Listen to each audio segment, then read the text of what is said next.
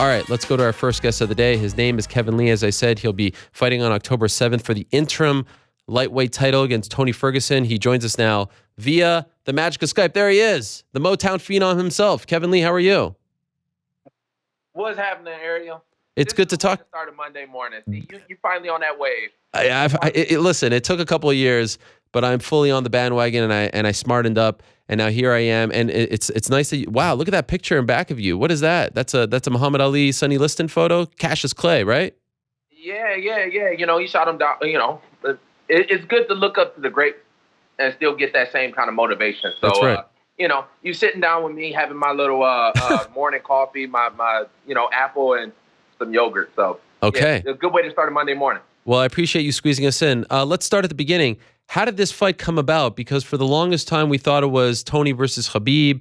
We weren't sure if they were just going to wait for Conor to come back. Now you're fighting Tony for the interim title. How did this all come about? Yeah, Eric, I said I was going to squeeze my elbows up in there some way. You know, I thought it was going to be me and Khabib, but Khabib just don't want to fight. You know, the UFC, I think they're smart. They knew what the right fights to make was, and nobody wanted to see Khabib and Tony again. You know, it's just they just don't want to fight. You know, it's just one of those fights that just wasn't going to happen. So I was going to elbow my room up in there. So you know, apparently Khabib just don't want to fight. I don't understand it. I don't understand how people still even have him as the number one contender. When he pulls every fight that he pulls out of should be a forfeit, and it should be a loss on his record as far as I'm concerned. And so, what about it being for the interim title? Did that surprise you? I mean, a little bit, but not really. As far as, you know, I think as far as like the hardcore fans and everybody, this is the real lightweight championship. McGregor's got one fight at lightweight. Tony's got 10 or 11. I've got 9 or 10.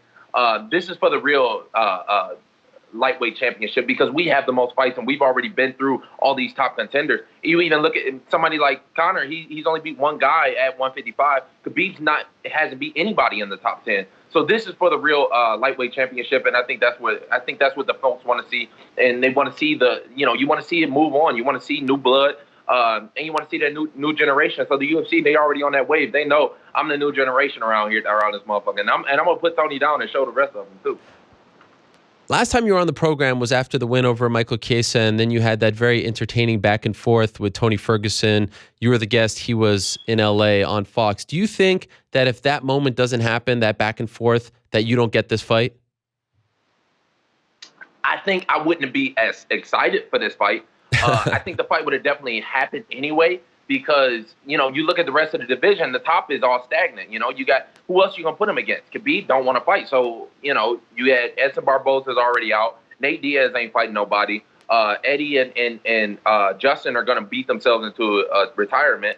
So, you know, I was the next in line anyway. So, but for me personally, it does make it a little more exciting. Like, I don't give a damn about, I've said it before, like, I really don't give a damn about the belt. I feel like a champion anyway. So, you know, it makes it a little more fun for me because the man disrespected me, and I can't take disrespect without retaliation. You know, he knew, me and him both knew when he walked up on me at International Fight Week that we was going to get it in. Like, I texted him right away, and he knew me before, you know, we even got into fighting. I used to look up to him. When he was, you know, we went to the same college. We alumni of the same college. He came out a couple years before me because he got me about a little bit of time. And when he was going through the Ultimate Fighter, I was still wrestling in college. So I would be supporting him. I would be doing my thing. So for him to come out and say, you know, I've always shown him support and I always defended him as the number one contender, even over Khabib. And for him to come out and try and downplay me and all that, like, that shit disrespectful. I'm not going to take it. I'm not going to take it laying down, I'll tell you that. So when he walked up on me at International Fight Week, he knew we was going to get it in. Because I text him, I'm like, I'll text you my address right now. We can fight. It ain't fuck an interim championship, fuck a contract, fuck all that.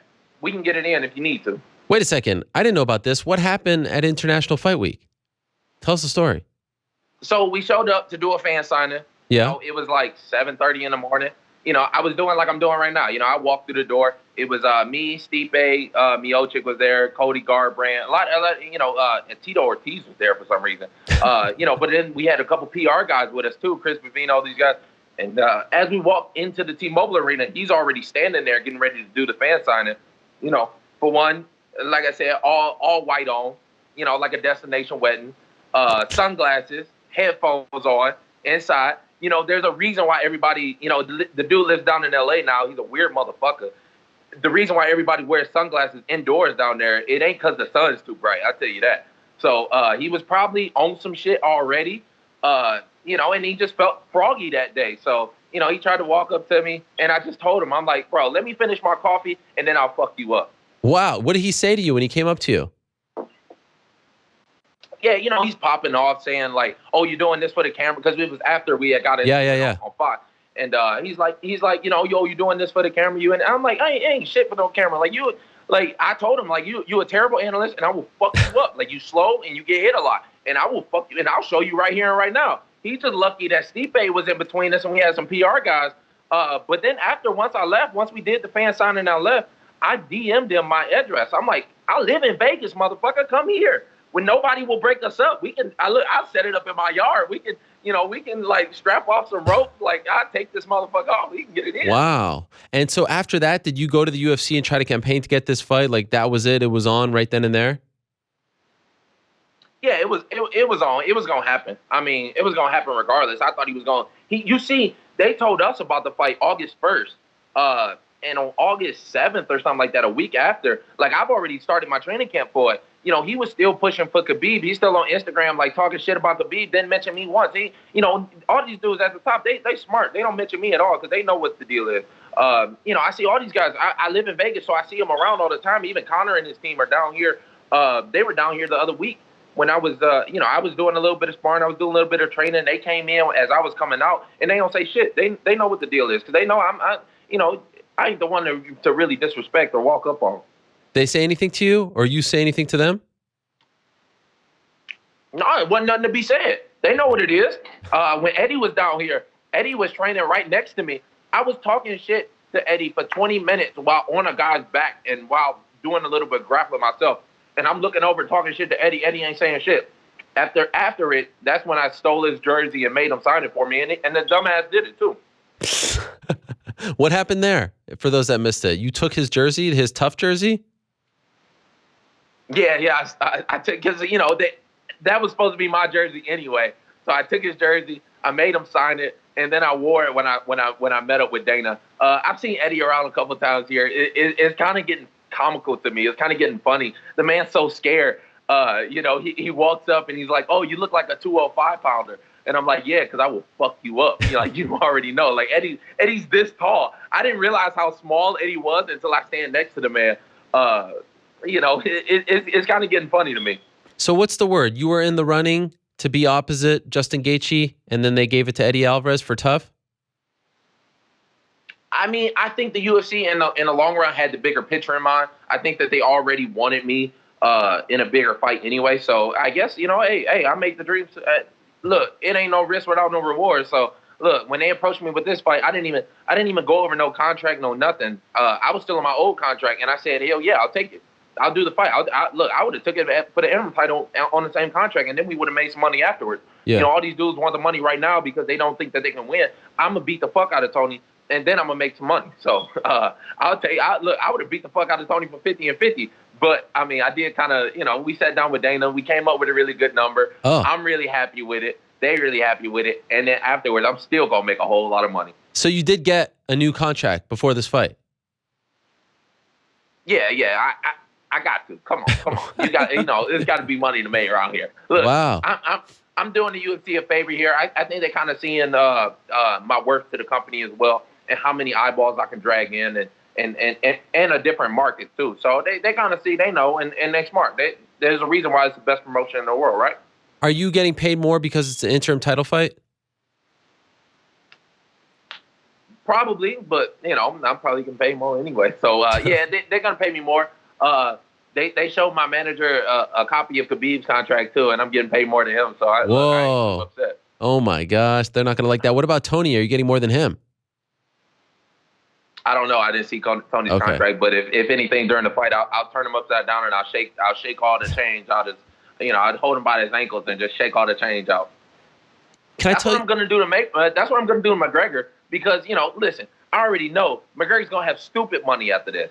Yeah. And it's gonna be hard to go back and forth on him on that tip. So if anything, I might have to reach into the man's pocket and steal his little pocketbook that these Europeans like to walk around with. Have they told you that if you win this fight, you will be next for Conor? That's the only fight that makes sense. That's the most logical fight. Personally, I would like to defend the interim title, just because I've had my eyes on Khabib for so long that I've kind of got excited about that fight a little bit. Yeah. The McGregor fight, it excites me from the standpoint of like the promotion and everything, but the actual fight itself, it's the easiest. He's the easiest fight as far as I'm concerned. Like when I look at it, I say, okay. I mean, all right, I'm gonna get my hands on a man and I'm gonna throw him around. He's a little fella too. He little, he's skinny. He's getting smaller as the days go by. And I'm just now starting into my prime and getting bigger. So that fight, yeah, it entertained me for the money and the entertainment aspect of it. But I would like to defend the interim title probably. Make that fight even bigger with Conor, and then they really can't deny me. But yeah, even after this, they can't deny me no longer. I'll be the world champion. And I said that. Look, I told you when I first met you, and I had to go off on you a little bit. I told you I was going to go from unranked, unknown this year to a number one contender, and that's what the interim title is. I mean, as far as I'm concerned, it's the real championship, but it's really the number one contender spot. Are you the main event on October 7th? I'm not sure yet. When I sat down with Dana the other day, they said they're still looking at some options. They want to put two title fights at least. So I guess there's another hold up on another one. I'm not really sure. Either way, I think we'll probably, I don't know. We'll probably end up main eventing over it anyway. I'm not sure who else they would have on it. I don't know who else is free right now because a lot of people are booked for that Madison Square Garden card. Yeah. So I don't know. We're gonna see. We'll see how it happens.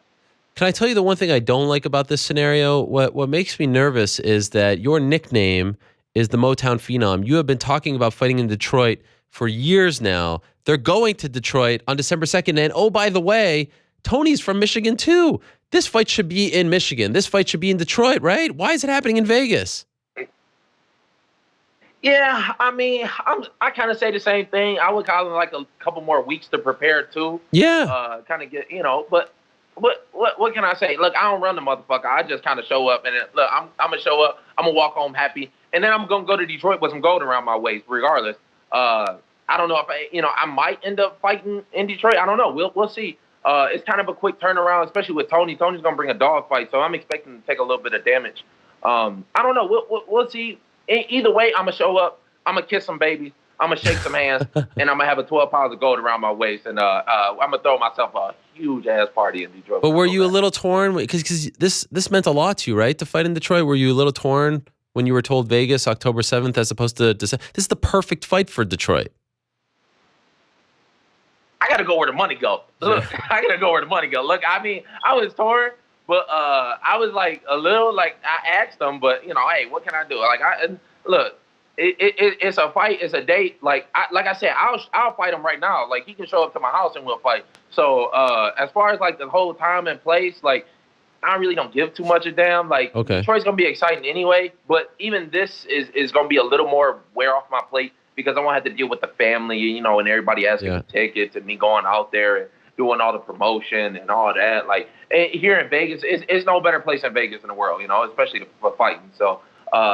I mean, how can I complain? How can I complain? All right, fair enough. I'm doing all right. By the way, did you help Floyd train for this fight? Because when we spoke to you a couple months ago, you said that it was possible. You were talking about helping him. Did anything come to fruition? Honestly, I feel like I came and I watched him a couple times. They hit me up the other day. It was like, the dude he trains in the middle of the night. So they hit me up. It was 2 a.m. and they asked me to go down there and watch him. But I'm already in the middle of training camp now. I'm like, no, I'm good. But they just wanted me to go down and watch them spar. So I think they took one look at me, kind of saw how big I was too. I think they think, I don't know. I think they kind of underestimated it a little bit. Like they saw, Floyd's a little dude. Like people don't understand. Like Floyd's, he's he's smaller than my brother. My brother's 125 pounder. So he's a little dude. I don't know. I don't think they really wanted to smoke like that. I think it would have been smart if he would have did it, but. Hey, and look, it ain't my training camp. I don't give a fuck. So I just was gonna do it for the money. I still was getting paid anyway. So sure. Whatever. Who do you? Are you going? And B, who do you think wins? I'm not going. I was maybe gonna go somewhere like host a, I got a lot of requests to host fight parties at clubs and shit like that. But when I'm in training camp, I do my own thing. I kind of keep it small. I kind of keep it intimate. I kind of like so I'll probably end up just like getting a big ass projector or something, throwing it at my house, Okay. inviting a whole bunch of people over and doing it that way instead of going out and being around fans and shit. I don't really like fans like that. So you know, but at the end of the day, when I look at the fight itself, me, I study the fight very well. So Huh. and being around Floyd and seeing him train and seeing him spar, I I got to take him. I thought that he was going to be able to stop McGregor in the later rounds, but the closer that the fight get, and I kind of see McGregor's mentality too. I think McGregor will stick it out, and Floyd will end up carrying them the last 3-4 rounds even. So I think Mayweather still wins a decision. I'm saying maybe 8-4, 9-3, something like that. It's gonna be terrible for boxing. I'll tell you that. Why? It's gonna be terrible from boxing just from the standpoint of there's no other sport in the world where you can go in with the best that's ever done it and actually do good. And McGregor's gonna do good. He's gonna win some rounds. He's gonna land some punches. There's no other sport. I'm the best wrestler in MMA, hands down. Like not only am I talking, like I got the numbers to back it up. I can't go out there with Jordan Burroughs and last more than 30 seconds. Like I just know that. But I can go in there with Floyd Mayweather and I can last for 12 rounds. You feel me? So for boxing, as boxing standpoint, I think boxing was already dying anyway, and it's really gonna just show that it's a bunch of smoke and mirrors too. Wow. I didn't expect you to say that. All right, so here we go. October 7th, Kevin Lee versus Tony Ferguson, interim title. This is what I want to know. Is your other brother, the brother that was incarcerated, will he be at this one? Did he get out yet? He's out. He's been out for 4 weeks now. So How's he doing? If you check my Instagram, you'll see he's doing way better. He's in a much better place. So he's out. He's doing better. He's starting back up school.